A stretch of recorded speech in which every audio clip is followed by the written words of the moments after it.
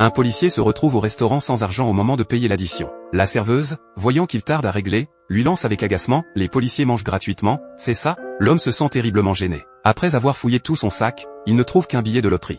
If this ticket wins, I'll come back tomorrow and split the proceeds. And if it doesn't, I'll still come back and leave you a tip. What do you think? I think I'm never gonna see you again. You'll see me tomorrow.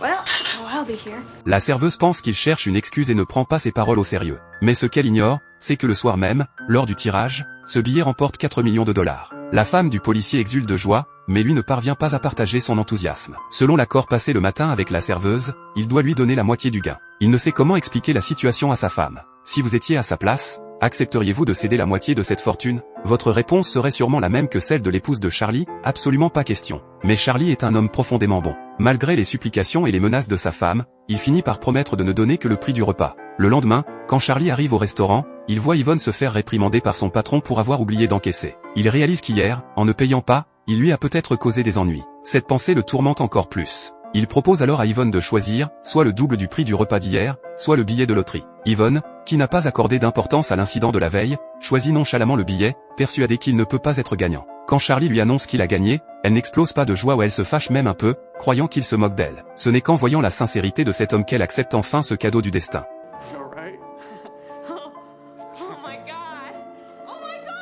Elle étreint joyeusement tous ceux qui l'entourent. Sa vie jusqu'alors n'avait été qu'une suite de malheurs. Arrivée dans cette ville sans emploi stable, trahi par un homme qui avait vidé ses cartes de crédit avant de disparaître, poursuivi par la banque sans même avoir de quoi payer le divorce. Enfin, les temps difficiles étaient révolus. Tout le monde se réjouit pour elle, sauf la femme de Charlie qui a du mal à accepter. Mais Charlie connaît bien son épouse. Il lui explique que cette histoire fera la une des journaux et que tout le pays la verra comme une femme généreuse et bienveillante. Ces mots font fondre sa résistance où elle s'imagine déjà en vedette. Le jour de la remise du prix, une nuée de journalistes est présente. L'épouse joue parfaitement son rôle, affichant son soutien à son mari devant les caméras. Leur histoire fait rapidement les gros titres. Cette fortune soudaine pousse l'épouse à fréquenter assidûment bijouterie et boutiques de luxe, tandis que Charlie reste fidèle à lui-même, continuant d'aider ceux qui en ont besoin. Désolé, pour certaines raisons, je ne peux présenter le film que jusqu'ici. Pour connaître la suite, recherchez le titre du film It Could Happen to You.